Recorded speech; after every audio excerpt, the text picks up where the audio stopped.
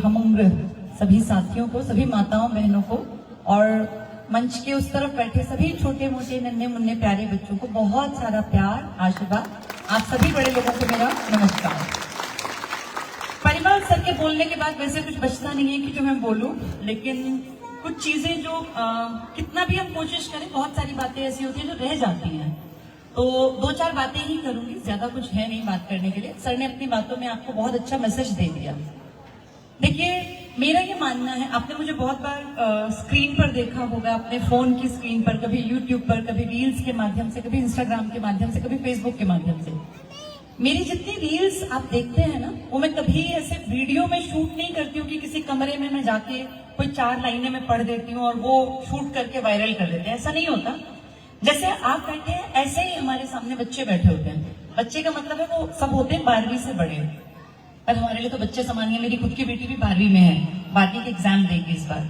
तो वो जो उनसे इंटरेक्शन कर रहे होते हैं, बातचीत कर रहे होते हैं, वो बस उन बातों के अंश हैं। जैसे मैं आपसे बात कर रही हूँ, कोई ऐसी बात जो लगता है कि यार ये तो बात बहुत सच्ची है और ये हर एक आदमी की जिंदगी में प्रभाव डालेगी, वहां से वो क्लिपिंग कोई भी उठाते हैं हमारे स्टूडेंट्स और उसको वो वीडियोस के माध्यम से समाज में प्रचारित कर देते हैं। और उन बातों में वो बातें होती हैं जो इंटरेक्शन है, जो बातचीत है, आपसी बातचीत। तो ये मान के चले कि यहाँ कोई स्पीच देने में नहीं आई हूँ, ना ही परिमल सर ने कोई स्पीच दी, ना ही हम सोचते हैं कि हमें क्या कुछ विशेष बोलना है। बस इतना पता है जो हमारे दिल में है, जो हमने जिंदगी से सीखा 40-45 सालों में। मेरी उम्र 42 साल हो गई, सर की उम्र 48 साल हो गई। तो जीवन ने हमें जो सिखाया वही हम सोचते हैं अपने शब्दों में पिरो के आप लोगों तक पहुंचा दें। और जिनकी जिंदगी 30, 35, 40 की हो गई है, उनमें तो बदलाव थोड़ा मुश्किल है। लेकिन जो बच्चे भी युवा वर्ग में हैं, कोई 17 साल का लड़का, कोई बेटी 18 साल की, 19, 20, 22, उन पे बहुत असर पड़ता है, बहुत ज्यादा। तो जो इस एज के बच्चे हैं, जितने मैं देख रही हूँ स्कूल के बच्चे, इन पे भी बहुत फर्क पड़ता है। कई बार हम सोचते हैं कि हमारा बच्चा तो क्या ही समझेगा, चौथी का, 5वीं का, 6वीं का। ऐसा नहीं है। बच्चे सबसे बड़े ऑब्जर्वर हैं। जितना ये सीख सकते हैं ना, उतना तो आप और मैं सीख भी नहीं सकते। तो मैं ये मैसेज यहाँ बैठे सभी पेरेंट्स को देना चाहूंगी। मेरा ये मानना है कि सीख तो हर बच्चा लेगा, पढ़ भी हर बच्चा लेगा। अब वो जमाने गए कि आपके बच्चे अनपढ़ रहेंगे, सब पढ़ेंगे। क्या फर्क पड़ता है, एक के 100% आ जाएंगे, एक के 80%, नहीं मैटर करता। लास्ट में सबसे इंपॉर्टेंट चीज क्या होगी कि क्या आपकी बेटी, आपका बेटा जिंदगी में खुश रहना सीख पाए, क्या वो एक अच्छा खूबसूरत परिवार बना पाए।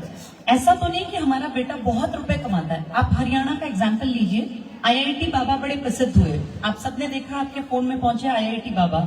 हमारे हरियाणा का ही एक लड़का था, बहुत काबिल, 10th में टॉपर, 90% से नीचे कभी गया ही नहीं, 95, 98%। लेकिन आप में से कौन सी माँ यहाँ बैठी है, कौन से पिता यहाँ बैठे हैं जो कहें कि मैं चाहता हूं कि मेरा बेटा IIT बाबा के नाम से फेमस हुए, एक वो युवा लड़के जैसा बन जाए। एक भी माँ बाप नहीं चाहेंगे, क्योंकि हम अगर सामाजिक तौर पे देखें तो हमें लगता है यार उस लड़के ने अपनी जिंदगी वैसी तो नहीं बनाई जैसी एक माँ बाप चाहें कि मेरे बेटा बेटी की हो। कुछ कमी तो रह गई, परसेंटेज तो बहुत अच्छी थी, IIT में एडमिशन होना बहुत टफ है, बहुत टफ। इंडिया के सबसे टफेस्ट एग्जाम में टॉप 3-4 में IIT का एंट्रेंस भी आता है कि आप कैसे वहां तक पहुंचेंगे। तो इसका मतलब खुशी सिर्फ मार्क्स में नहीं है। एक लेडी पूछ रही थी, एक कोई मातृशक्ति यहाँ बैठी पूछ रही थी कि मेरे बच्चे को मैं CCA में एक्टिविटीज में डालूं या पढ़ाई पे ज्यादा फोकस करूं। मैं पर्सनली ये मानती हूँ कि स्कूल एक छत है इंसान के व्यक्तित्व का निर्माण करने की। ये किताबें तो पढ़े लिखे लोग अपने घर ही ना पढ़ा लें, अपने बेटे को, अपनी बेटी को, फिर स्कूल में क्यों भेजते हैं? क्योंकि स्कूल एक छोटा सा समाज है। इस स्कूल में हर तरह के बच्चे मिलेंगे, इसमें नहीं, हर स्कूल में। कुछ बच्चे अच्छे परिवारों से होंगे, जिनके घर में संस्कार होंगे, उनकी माएं भी थोड़ी समझदार होंगी, घर परिवार का वातावरण अच्छा होगा। कुछ परिवार थोड़े गरीब होंगे, उनके बच्चे भी यहाँ पढ़ रहे हैं। कुछ बिलो एवरेज हैं, कुछ ठीक ठाक हैं। ये छोटा समाज है स्कूल। हमारे बच्चे यहाँ रह के समाज कैसा है वो सीखेंगे।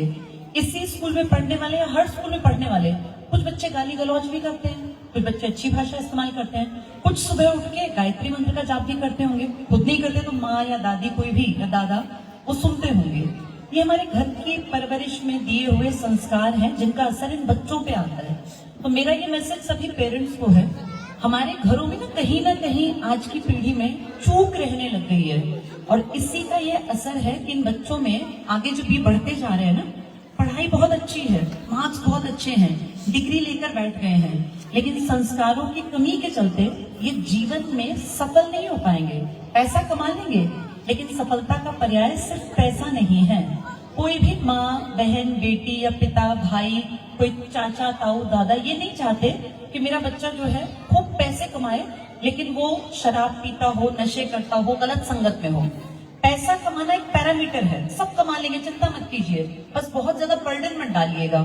डेली यहाँ जब क्लासेस स्टार्ट होती है ना अप्रैल में, तो अपने बच्चों को अप्रैल से ही पहले दिन से आपको स्कूल में भेजना चाहिए।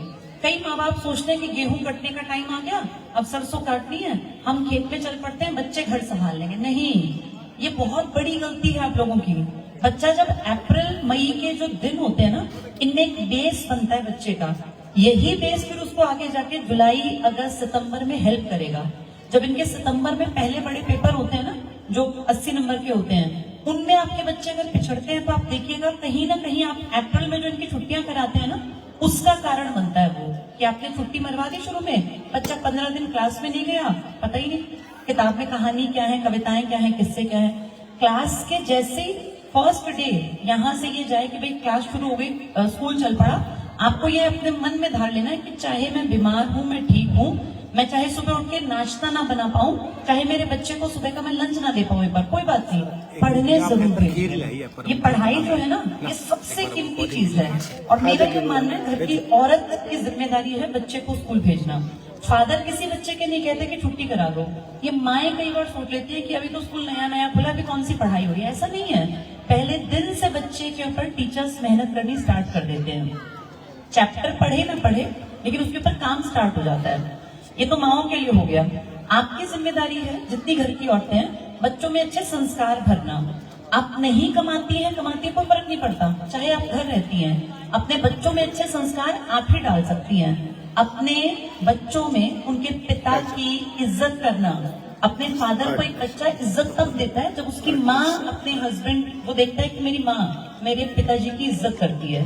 अगर घर की औरत अपने आदमी की इज्जत नहीं करती ना, तो वो बच्चे कभी अपने बाप की इज्जत नहीं करते।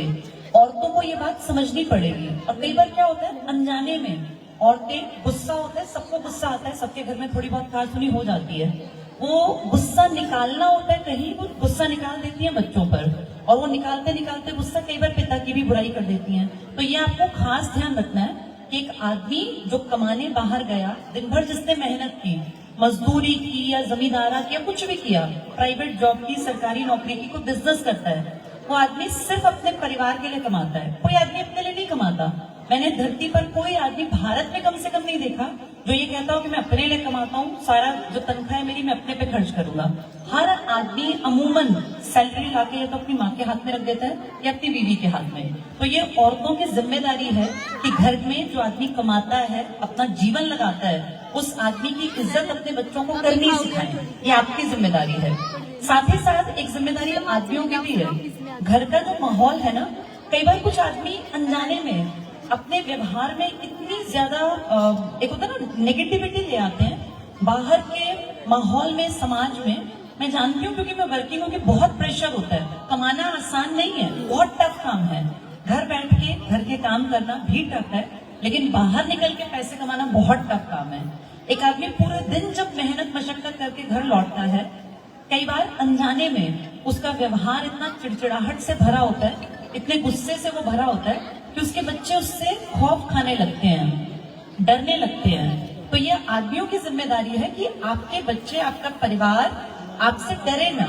जब किसी बच्चे के फादर घर आए ना, तो ये आप ऑब्जर्व कीजिएगा, जितने पिता यहाँ बैठे मेरी बात सुन रहे हैं, कि आपके आने के बाद बच्चे के चेहरे पे मुस्कान आती है या एक भय का भाव आता है। बाप भी बच्चे को बहुत अच्छी तरह समझता है। अगर आपके बच्चे आपके आते ही टीवी बंद करके, फोन बंद करके सिर्फ किताब खोल लेते हैं, मतलब वो आपसे डरते हैं। और आप डराने के लिए नहीं कमाई कर रहे हैं, आप उनको डराने के लिए नहीं दिन भर जाके अपनी जिंदगी के इतने कीमती टाइम को, अपने शरीर को, तन को खपा रहे हैं। ये जो आप तनख्वाह लेकर आते हैं, ये इसलिए कि आपके बच्चे एक अच्छा जीवन जिए। मैं 100% श्योर हूँ, जितने पिता यहाँ बैठे हैं उनको जीवन में जो नहीं मिला अपने बच्चे के लिए वो उसका भी सपना देख रहे हैं। खुद नहीं चले कभी बाइक पर, गाड़ियों में, लेकिन इनकी इच्छा है कि मेरे बेटे को 18 साल का होते होते, मतलब थोड़ा सेंसिबल समझदार हुआ तो मैं बाइक गिफ्ट कर दूंगा। पिता की इच्छा है कि मैं कॉलेज नहीं जा पाया, मैं अच्छी नौकरी की तैयारी नहीं कर पाया, लेकिन मेरा बेटा बेटी जिस दिन 12वीं कर लेंगे तो उसको अच्छी कोचिंग में, चाहे मुझे कुछ करना पड़े, मैं कितना मुझे ओवर टाइम करके पैसा कमाना पड़े, मैं करके लाऊंगा। हर आदमी ये इच्छा करता है, लेकिन फिर आपको ये देखना पड़ेगा कि आपकी उस मेहनत का रिजल्ट निकला कि नहीं निकला। एक खुशनुमा माहौल, एक खुशहाल परिवार बहुत बेहतर है उस परिवार से जहां ढेर पैसा है, लेकिन बच्चे आपकी एंट्री जैसे ही घर में हुई तो कांपने लगे, डरने लगे, या आपसे दूर भागे, आपके पास ही ना आए, या आपके साथ अपनी प्रॉब्लम्स को शेयर ही ना करें।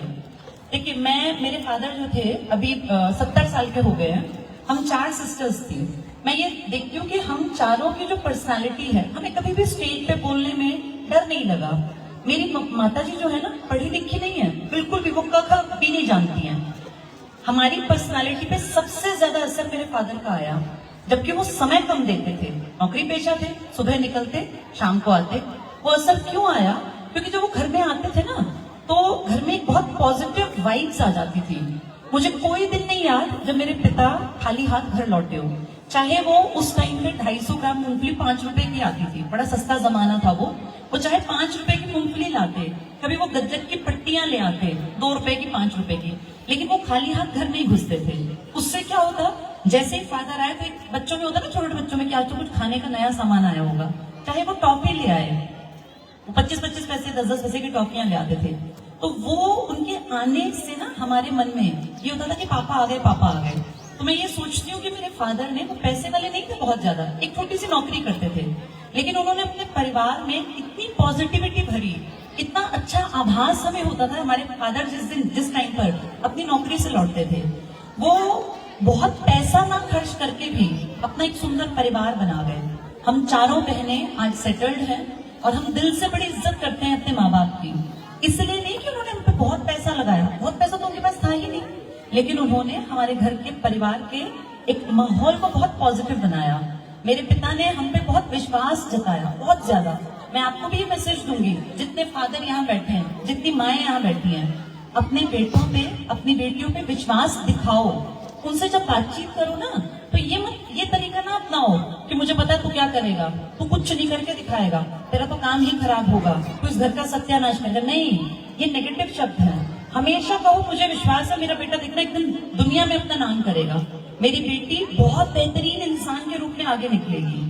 ये जो आपके बच्चे हैं ना, जो आपको लगता होगा नालायक हैं, एवरेज हैं, इनके अंदर जादू है, बस बाहर निकालने की जरूरत है। और उस निकालने में या तो ये स्कूल, यहाँ के टीचर्स, या फिर आप लोग दो, जैसे नदी के 2 किनारे होते हैं ना, दोनों साइड बीच में नदी का पानी चलता है, ये 2 किनारे हैं। जीपीएस एक किनारा है, दूसरा किनारा आप लोग हैं। ये इतनी मजबूती से साथ साथ चलते रहेंगे कि ये जो पानी रूपी बच्चे की पर्सनालिटी है ना, ये निरंतर आगे बढ़ती रहेगी। लेकिन अगर एक किनारा कमजोर पड़ गया तो फिर वही नदी बाढ़ का रूप ले लेती है। तो नदी के पानी को अगर दोनों किनारे मिलकर आगे बढ़ाते रहें तो वो बहुत ज्यादा जिंदगी को जीवनदायिनी, उसको उपनाम दिया जाता है। तो पेरेंट्स की जिम्मेदारी है, माओं की अलग जिम्मेदारी है, पिता की अलग जिम्मेदारी है। दोनों मिलकर अपने रोल को जब प्ले करेंगे ना, और इस स्कूल पे फेथ दिखाइए। अगर आपने अपने बच्चों का एडमिशन यहाँ करा दिया तो कभी भी गलती से स्कूल की बुराई आप बच्चों के सामने मत कीजिए, क्योंकि अगर आप बच्चे के दिमाग में नेगेटिविटी भरेंगे ना, तो वो बच्चा कभी यहाँ से कुछ सीख के ही नहीं जाएगा। आपको चाहिए कि स्कूल के प्रति अपने मन में 100% समर्पण भाव रखें। स्कूल वाले आपके बच्चों को